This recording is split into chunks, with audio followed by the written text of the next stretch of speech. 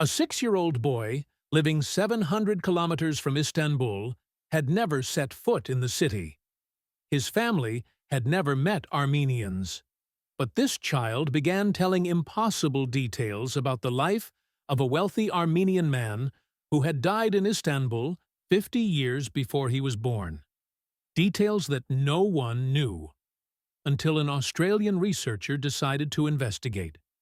This is the true story of Kemal Atasoy, a case that left the worldwide scientific community in a state of shock. A case investigated by Dr. Jürgen Keil from the University of Tasmania, who had to travel 3 times to Istanbul to confirm the impossible. Picture the scene. An Australian psychologist, sitting in the living room of a Turkish middle-class family, listening to a boy describe with precise details a 3-story house by the water in Istanbul, a house near the home of a famous woman, a house with a church behind it, a house where a wealthy man from the Karakas family lived, who carried a large leather suitcase and only lived there during the summer. How could a child who had never been to Istanbul know this?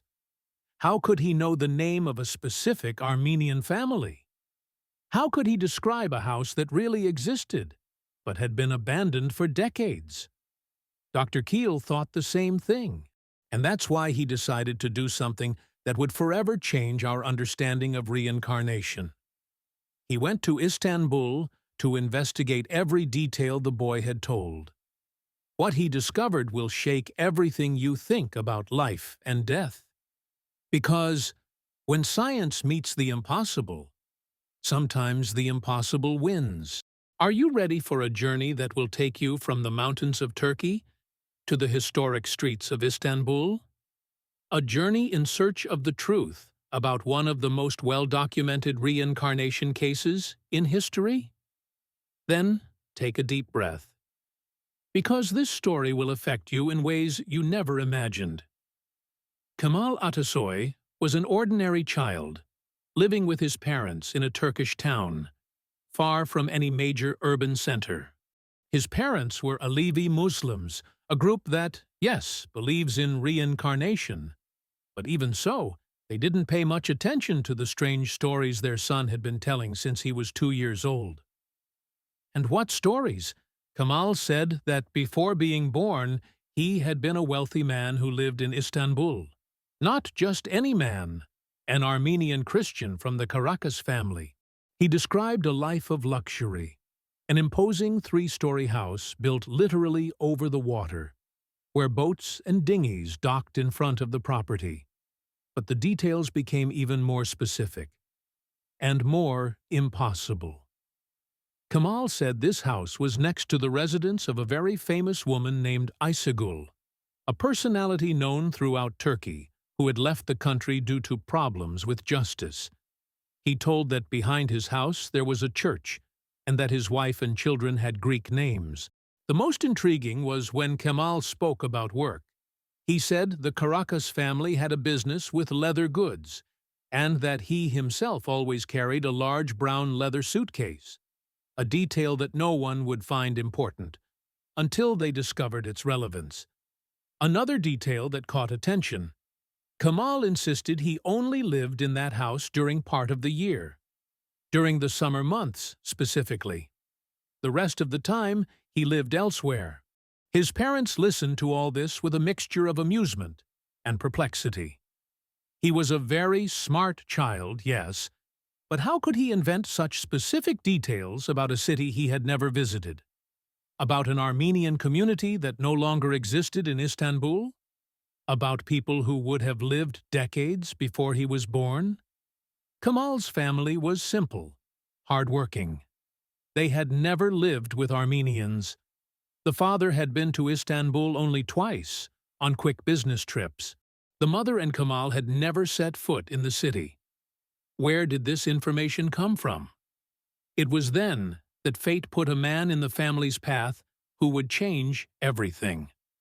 In 1997, Dr. Jürgen Keil, a psychologist from the University of Tasmania, Australia, was conducting research on reincarnation cases in Turkey.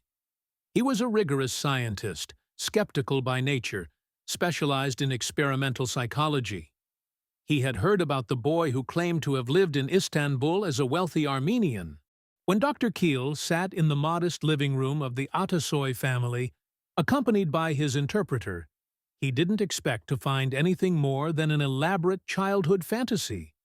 Children invent stories all the time.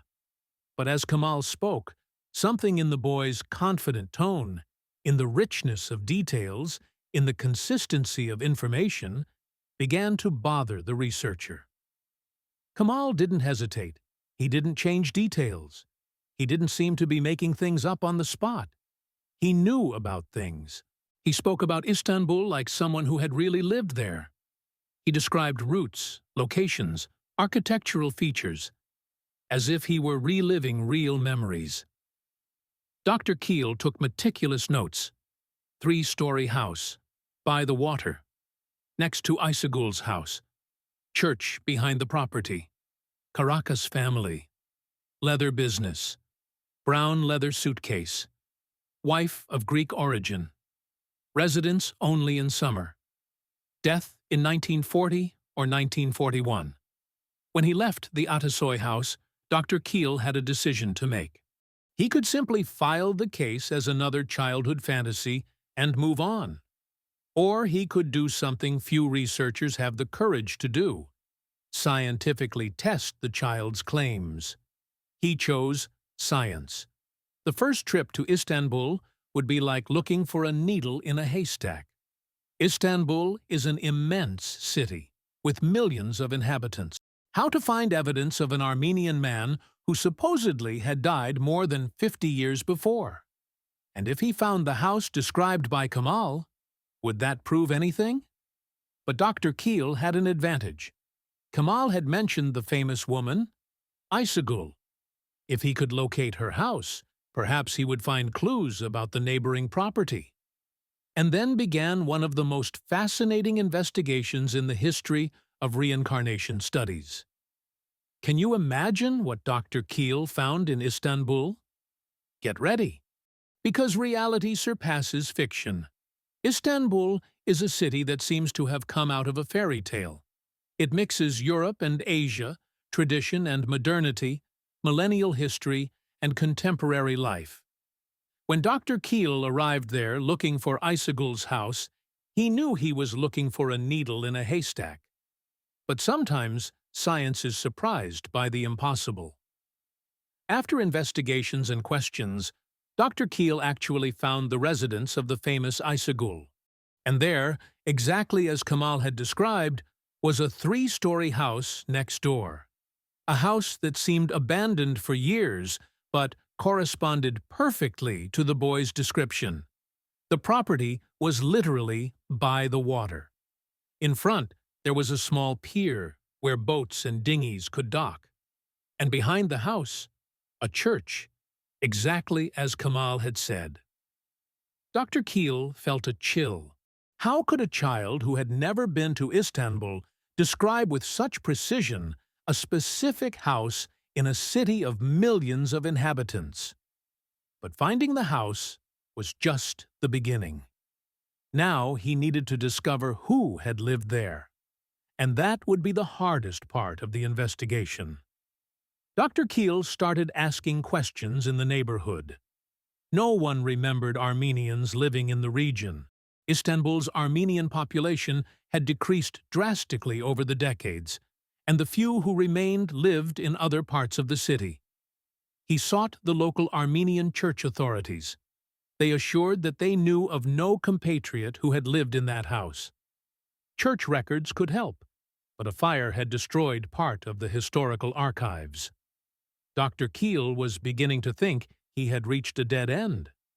Maybe Kemal really was just a child with a fertile imagination. Maybe the house coincidence was exactly that. A coincidence.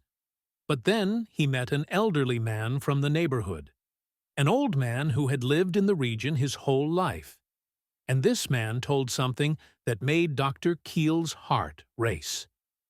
"Yes," said the elder, "there was an Armenian who lived in that house many years ago. The church authorities are too young to remember. But I remember. Dr. Keil knew he needed more evidence. A serious scientific investigation couldn't be based only on one elderly person's testimony. He needed to find someone with verifiable historical knowledge about the region. And it was then that he decided to return to Istanbul. Dr. Keil wasn't the type of researcher who gives up easily. He knew he had found something extraordinary, but science demands solid evidence, not just impressive coincidences. Therefore, in 1998, he made a second trip to Istanbul. This time, his strategy was different. Instead of asking random questions, he sought experts, local historians, people who really understood the history of the region and its communities. That's how he reached a very respected local historian, specialist in the history of Istanbul neighborhoods. Dr. Keil was extremely careful during the interview. He didn't want to influence the answers. He gave no clues. He suggested no information. He simply asked if the historian knew of any Armenian family that had lived in that specific house. What happened next was breathtaking. The historian, without hesitation, began telling a story that seemed to have come directly from Kemal's mouth. Yes, he said, a wealthy Armenian Christian had really lived in that house. He was the only Armenian in that entire region of the city. The family name was Karakas, continued the historian, while Dr. Keil felt the hair on his arms stand up. But the confirmation didn't stop there. The historian explained that the man's wife was of Greek Orthodox religion, and that her family had disapproved of the marriage.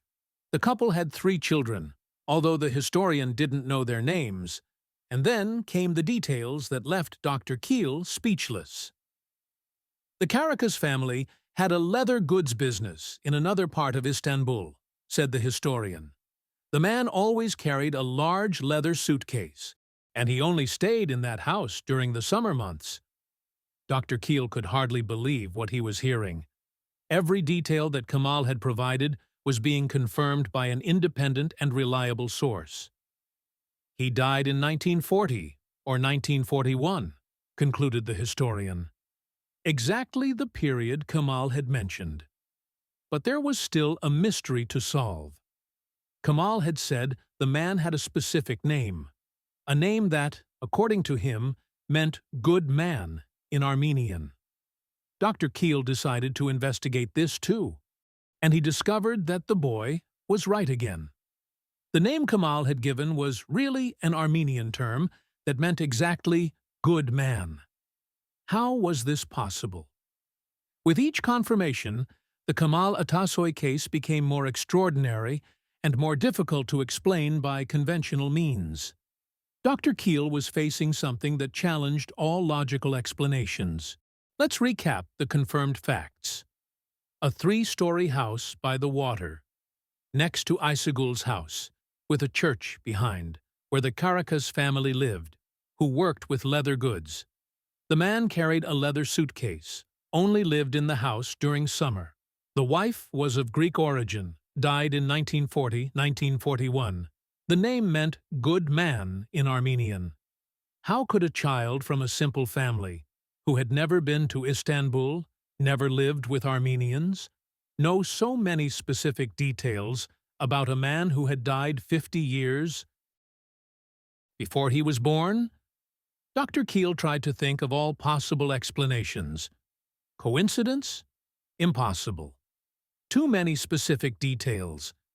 Information obtained from other sources? Dr. Keil himself had had enormous work finding this information, even being an experienced researcher with contacts in Istanbul. Family fraud? It made no sense. Kemal's parents had nothing to gain from this. They didn't even take their son's stories very seriously. Elaborate fantasy? Children don't invent verifiable historical details about extinct communities in cities they've never visited. Only one explanation remained that, however impossible it seemed, fit perfectly with all the facts. Kemal really had been that man in a previous life. But Dr. Keil was a scientist. He knew that an extraordinary case requires extraordinary evidence. Therefore, he decided to make a third trip to Istanbul to try to find even more confirmations. And it was in this third investigation that he would discover details that would make this case one of the most impressive ever documented in the history of reincarnation research, because there were still aspects of Kemal's story that hadn't been totally verified. And Dr. Keil wasn't the type of person who leaves loose ends in a scientific investigation. The complete truth was about to be revealed. On the third trip to Istanbul, Dr. Keil was determined to exhaust all investigation possibilities. He had confirmed impressive details, but there were still some pieces of the puzzle that needed to fit. One of the things that most intrigued him was Kemal's claim that the man's wife and children had Greek names. The historian had confirmed that the wife was of Greek origin, but hadn't been able to verify the names. During his deeper investigations, Dr. Keil discovered records that confirmed that, indeed, the wife came from a Greek Orthodox family. And although he couldn't confirm the specific names of the children, there was evidence that they really had Greek names, as Kemal had claimed. But there was another detail that left Dr. Keil perplexed. How did Kemal, a Turkish child from a Muslim family, know specific terms in Armenian? How did he know that the name he gave to the man meant good man in that language? Dr. Keil investigated this carefully. He discovered that the term Kemal used was really an ancient Armenian term, not well known even among modern Armenians. It was an expression that could have been used to refer affectionately to someone respected in the community. Did people really call Mr. Karakas by this term? Dr. Keil couldn't confirm this directly, but was impressed by the fact that Kemal had chosen such an appropriate and specific expression. As the investigation advanced, other minor details were also being confirmed. The description Kemal made of the neighborhood, of the streets near the house, of the view from the window, everything matched reality. Dr. Keil also investigated the history of the Karakas family more broadly.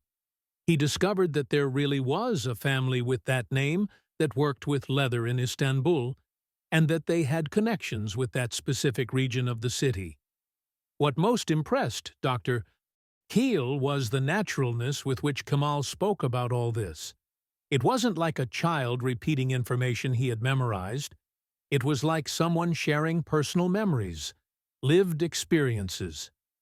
When Dr. Keil finally returned from Turkey to Australia, he knew he had documented something extraordinary. It wasn't just an interesting case of a child with fertile imagination. It was scientific evidence of something most people would consider impossible. But how would the scientific community react to his discoveries?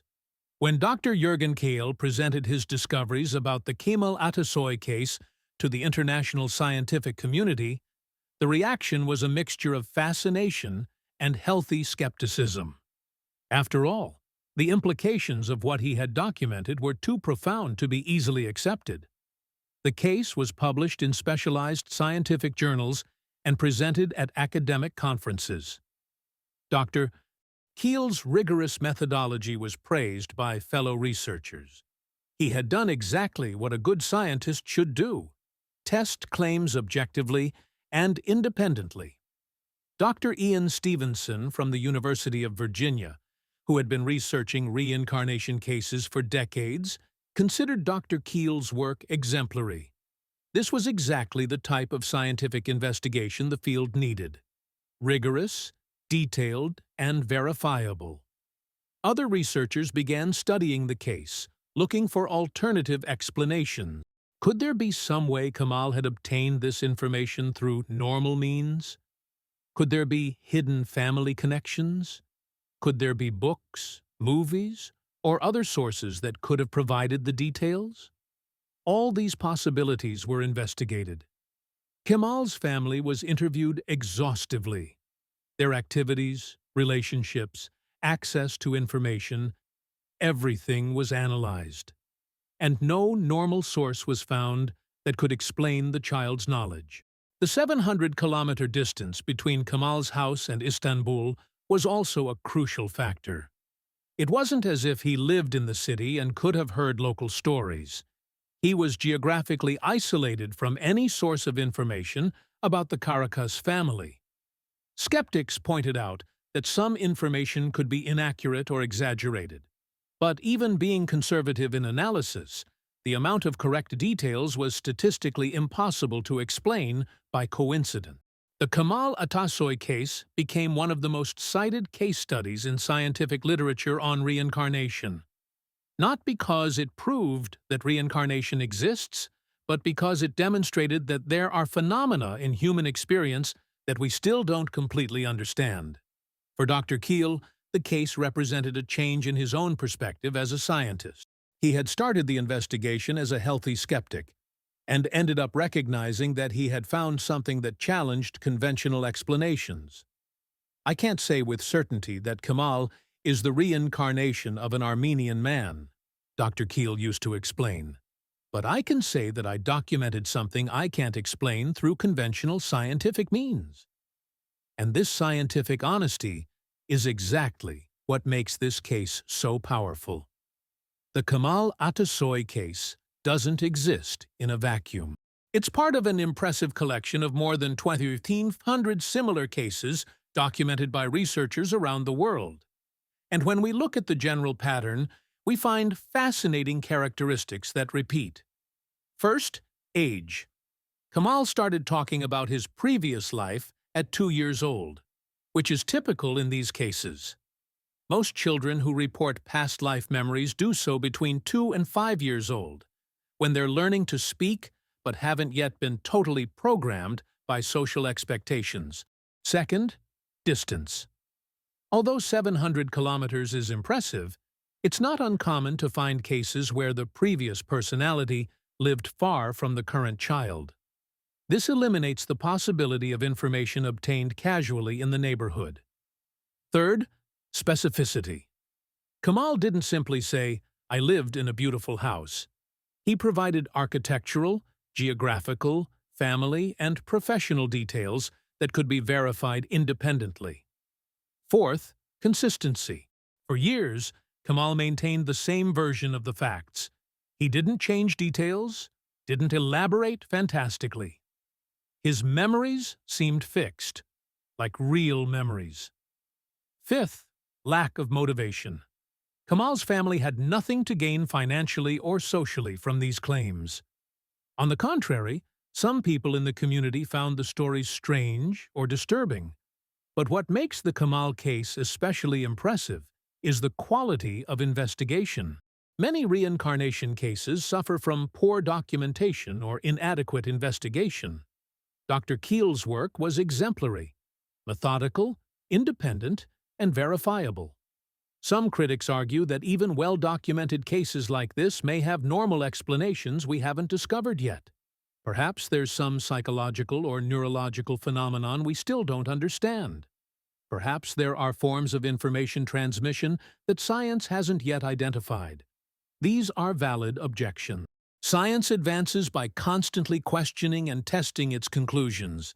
But it's important to note that decades of investigation still haven't produced a convincing conventional explanation for the best reincarnation cases.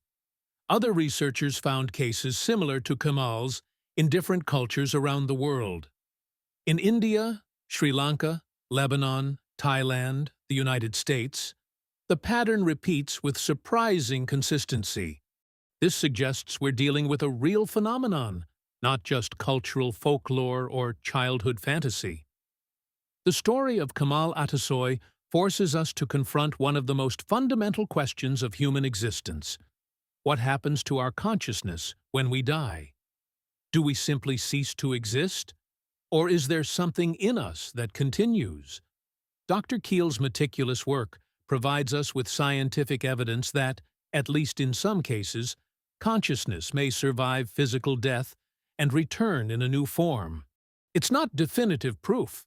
Science rarely offers definitive proof about such complex questions. but it's evidence strong enough to deserve our serious attention. For skeptics, this case presents significant challenges. How to explain Kemal's specific knowledge about verifiable historical details of an extinct community in a city he had never visited. How to explain the geographical and architectural precision of his descriptions. How to explain his knowledge of terms in Armenian. For those who already believe in reincarnation, the Kemal case offers scientific validation of their beliefs. It shows that it's possible to investigate these questions rigorously and obtain results that support consciousness continuity. But perhaps the most important lesson from this case is about the nature of scientific investigation itself. Dr. Keil didn't begin his research trying to prove reincarnation. He simply applied rigorous scientific methods to extraordinary claims. And he discovered that reality can be stranger than our current understanding allows. This case also teaches us about scientific humility. We don't know everything about the nature of consciousness, memory, or reality itself. There are mysteries in our existence that are still beyond current scientific understanding. The boy Kemal, now an adult, rarely speaks about his childhood memories.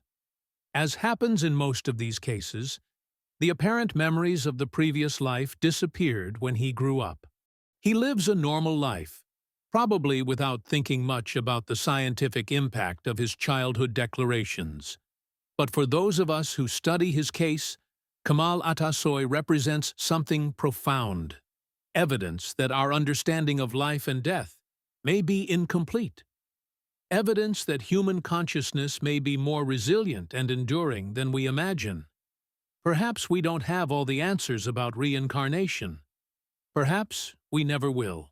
But cases like Kemal's show us that it's worth continuing to investigate, continuing to question, continuing to explore the deepest mysteries of human existence. And who knows? Perhaps one day we'll discover that death is not the end, but just a transition to something new. And perhaps Kemal, unknowingly, gave us a small window into that extraordinary possibility. This is one of the most impressive stories we've ever documented about the possibility of reincarnation. What do you think? Had Kemal really been that Armenian man? Or is there some explanation we haven't discovered yet? Leave your theories and opinions in the comments. And if this story impressed you, subscribe to Circle of Lives for more real cases that will question everything you think about life and death. Like this video and share with someone who needs to know this extraordinary case.